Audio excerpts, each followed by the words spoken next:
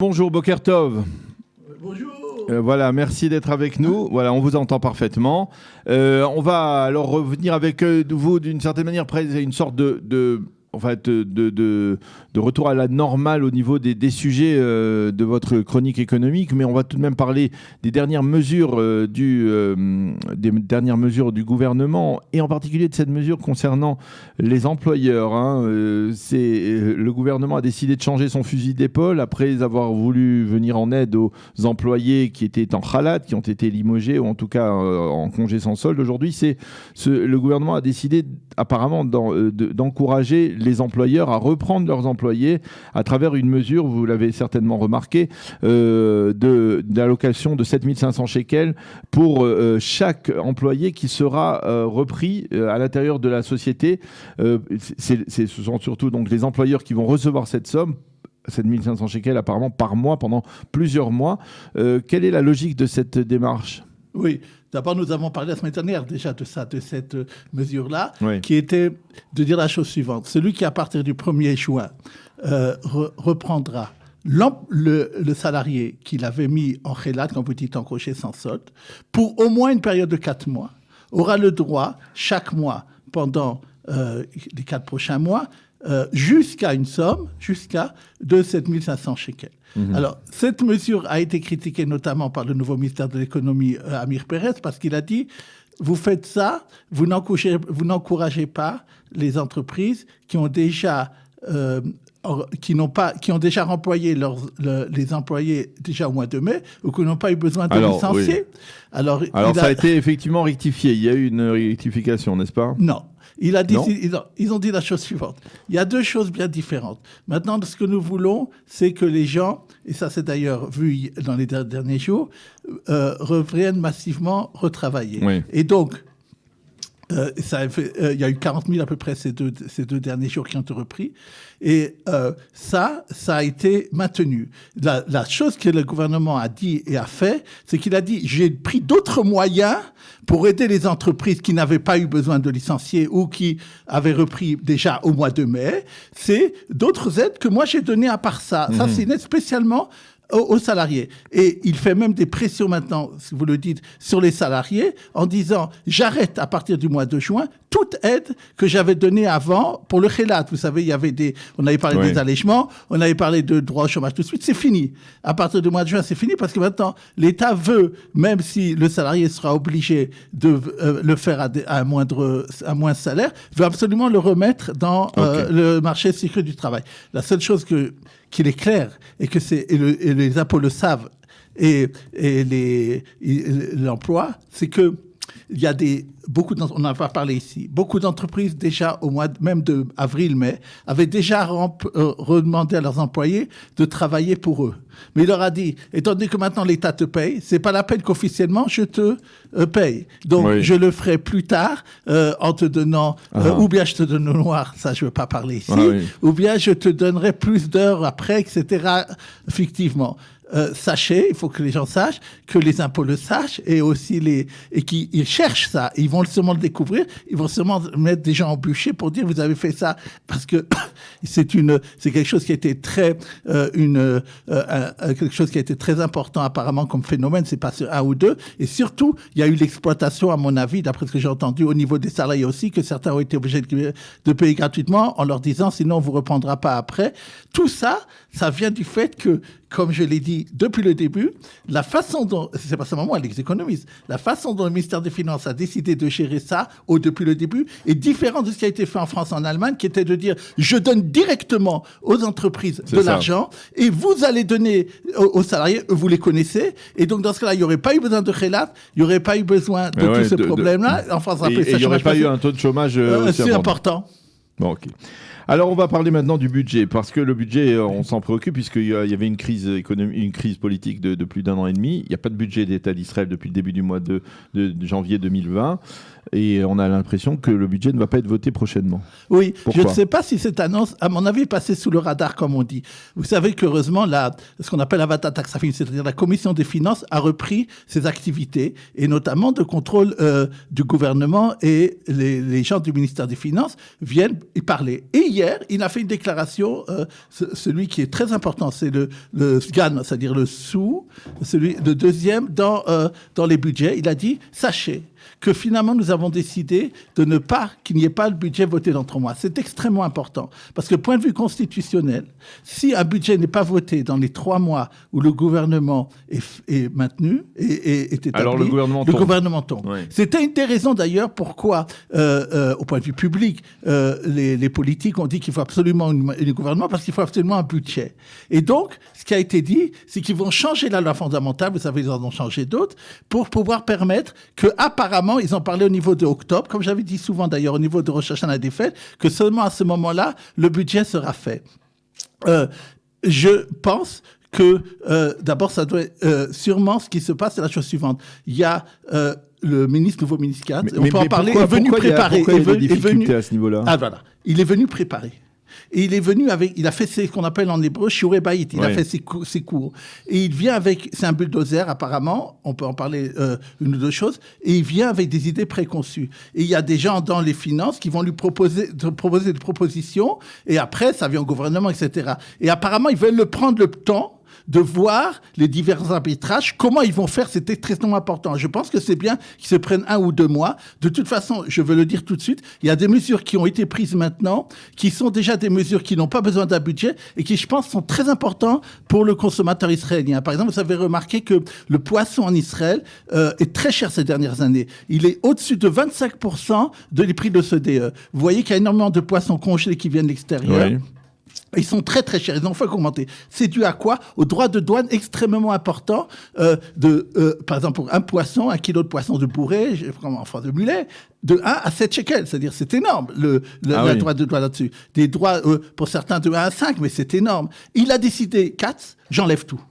J'enlève tous les droits de douane. C'est-à-dire qu'on va avoir une baisse massive du prix des poissons, par exemple. Mais expliquez-nous pourquoi, quel est l'impact sur le vote du budget de l'État pour... ça va des recettes en moins. Ça va faire des recettes en moins. Mais ce que je veux dire, c'est que Katz fait une politique et on lui a dit, mais si tu fais ça, tu vas... les problèmes des agriculteurs, le problème des vaches, des poissons, c'est une barrière douanière, c'est pour ça. Sûr. Et alors, il a décidé, il a eu, avec la ministre de l'Agriculture, des discussions, et il a décidé, je pense que c'est une bonne chose, je vais aller directement subventionner, comme on fait dans d'autres pays, les agriculteurs pour qu'il n'ait pas, qu'ils puissent être à même que cette concurrence-là, que maintenant je vais enlever les barrières douanières, ne soit pas pour eux dramatique, comme c'est arrivé, et on le sait, surtout pendant la période de Corona ou pendant d'autres, qu'il y a de moins en moins d'agriculteurs et de plus en plus difficile à ce métier. Et il a fait ça pour le beurre, il va faire ça aussi, vous savez, pour le miel, c'est très important pour ce qu'on appelle, quand on construit une maison, il faut du ciment. Oui. Le ministère de l'économie voulait augmenter, il a dit non, je vais toujours laisser baisser. Et donc, c'est une politique qui fait à ce niveau-là. Et je pense que c'est une bonne chose pour les consommateurs à partir du moment où les producteurs ne seront pas lésés. Alors, vous nous expliquez que la compagnie d'électricité, la compagnie nationale d'électricité, va vendre du gaz directement aux entreprises.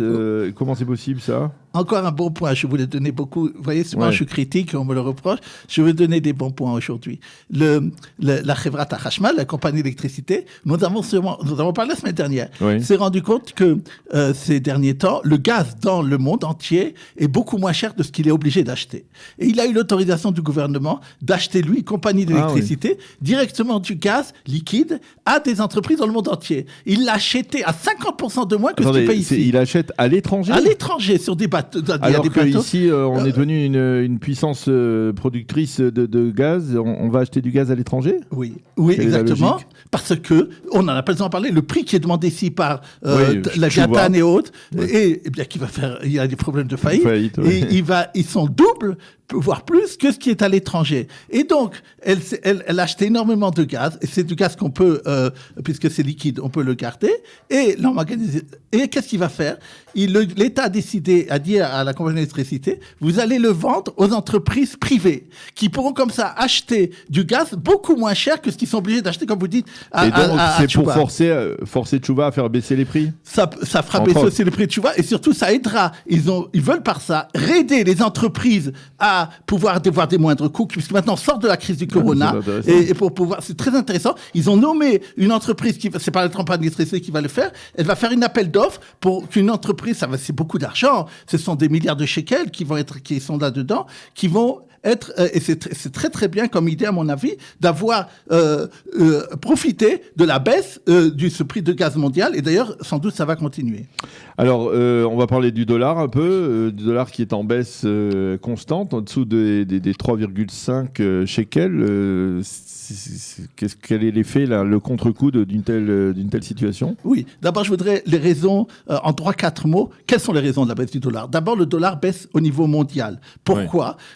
Un peu les émeutes, vous avez sûrement parlé de ça dans la revue de la presse et autres, vous savez que ça va très mal aux États-Unis point de vue social. Deuxièmement, point de vue, la banque américaine, depuis le début du corona et de plus en plus, inonde le marché mondial de dollars. Ce sont des trillions de dollars. C'est la planche à billets. Elle achète en bourse et le bilan de la Fed, qui est la banque américaine, est extrêmement important et a des sommes vertigineuses. Comme le dollar est la monnaie la plus forte du monde, disons la plus utilisée en tout cas, il s'en fout. Et ce qu'il veut Trump, ce qu'ils veulent, c'est que la bourse soit haute. Maintenant, donc le dollar est faible par rapport au monde. Je donne un exemple par rapport à l'euro. Il est revenu presque à 1,12. C'est presque ce qu'il y avait au début de l'année, pour vous montrer, alors que l'euro est moribond. On n'a pas de souvent parlé, c'est pas une monnaie qui est de l'avenir. Et pourtant, même par rapport à l'euro, il tombe. Maintenant, même par rapport à des monnaies émergentes, comme le Brésil et tout ça, même ça, il tombe. Maintenant, par rapport au shekel, je veux revenir là-dessus parce que j'ai dit souvent, il y a encore un dernier phénomène. À chaque fois, on a l'impression que c'est le shekel qui est la meilleure monnaie au monde. Non seulement la Banque d'Israël, encore une fois, aurait dû maintenant intervenir massivement parce qu'ils avaient fixé un prix de 3,50. C'est pour ça que je m'en parle aujourd'hui. Il avait dit au marché plus ou moins, gens qui rencontrent, je ne laisserai pas descendre sous 3,50. Et ça, c'est pas fait. Et il n'agit pas assez. Il peut lui aussi acheter des choses dans la bourse. Il peut lui aussi acheter du dollar. Il ne le fait pas assez apparemment. Et deuxièmement, qui est le dernier phénomène technique. Regardez, je dis toujours aux gens, regardez ce qui se passe au Nasdaq. Le Nasdaq, c'est la bourse de technologie en Amérique, là où il y a Facebook et tout ça. Les Israéliens sont très friands de ces actions là-bas. Pas seulement les Israéliens, mais aussi ceux qui leur gèrent, les caisses de retraite et tout ça. Ce sont des sommes considérables. Et d'ailleurs, encore une fois, je le regrette qu'une partie de cet argent ne vienne pas sur des entreprises technologiques israéliennes. Ils essayent au gouvernement de faire ça. C'est dommage parce qu'il y a des entreprises, on n'a pas eu le temps d'en parler, qui font en ce moment ça veut dire qu'ils arrivent à se vendre à l'étranger à des sommes considérables. Il y a une bonne technologie ici, c'est dommage que cet argent ne vienne pas pour aider cette technologie ici et le fasse à Facebook. Maintenant, pour revenir, les Israéliens sont donc très investis dedans. Maintenant, quand ça monte, encore plus. Et ils veulent, ils vont avoir une rentabilité en shekel, que ça soit le petit épargnant ou les caisses de retraite, veulent une rentabilité en shekel. Donc, dès qu'ils ont un peu de dollars, ils le changent en shekel. Et c'est des sommes considérables. Et c'est techniquement ce qui fait encore plus, fait que le shekel est une monnaie forte à cause, c'est le dernier déclic qui fait... Mais à l'époque, dites-moi si je me trompe, à l'époque du précédent gouverneur de la Banque d'Israël, celui-ci achetait des dollars pour justement maintenir, c'est-à-dire empêcher le dollar de sombrer. Il achetait des milliards ou des millions de dollars et qui sont dans la caisse de la Banque d'Israël aujourd'hui. Pourquoi on ne le fait plus aujourd'hui? Oui. Vous avez parlé la semaine dernière, il a dormi. Gouverneur, oui. Pas moi seulement, les économistes. Il agit, ce qu'il a fait, oui. Ce qu'il fait. Il n'agit pas pratiquement. Il ne fait pas comme les autres. Regarde ce qu'il faut les gens à côté. Il dort. Je ne sais pas ce qu'il fait exactement. Il devrait agir plus sur les marchés financiers, je le redis. Il devrait acheter du dollar. Il devrait acheter à la bourse plus ici, soutenir l'économie. Et il l'a dit lui-même, il veut pas qu'il y ait des impôts, il veut relancer la machine, alors qu'il s'y met. Lui aussi, je pense que une partie aussi vient de ce que vous dites de la politique de la Banque d'Israël qui n'achète pas. Peut-être il l'a dit d'ailleurs dans sa dernière déclaration qu'il va le faire, qu'il ne veut pas que le shekel après lui est trop fort, et pourtant il n'agit pas. Alors, un dernier titre, vous allez m'expliquer parce que je ne comprends pas. Vous parlez de notation de crédit des ménages qui prendra en compte la période du corona. C'est que les notations, les crédits des ménages dans les banques, dans leurs banques privées, les banques israéliennes. C'est de ça dont on parle. Oui, nous avons parlé maintes fois ici dans cette chronique depuis à peu près 1 an. Il y a une loi qui a fait que chaque Israélien, vous, sans le savoir, vous pouvez tous les jours d'ailleurs le savoir en allant sur le site, il y a un site qui fait ça, qui dit à chaque Israélien, selon sa carte d'identité, quelle est ta note de crédit? Ah oui. Le jour, oui, ça s'appelle Captain. Si quelqu'un veut savoir, à Calita, il peut demander, et on pourra le publier. Les gens, quand ils vont à la banque ou dans n'importe quelle entreprise à qui ils demandent de l'argent, il n'y a pas seulement que les banques qui demandent, ils donnent un accord que cette banque ou cette entreprise de prêt financier puisse avoir accès à sa note pour pouvoir lui donner cet argent. Et donc, cette note est particulière, par exemple. Avez-vous demandé une fois un report d'un Mashkanta, du prêt hypothécaire? Payez-vous des impôts, etc. Maintenant, dans le problème du corona, il y a eu des gens qui ont été de façon extrêmement dure et sur un temps limité, embêtés. Et donc, ça aurait pu faire baisser leur note automatiquement. Donc là, on va pas tenir compte des 3 derniers mois.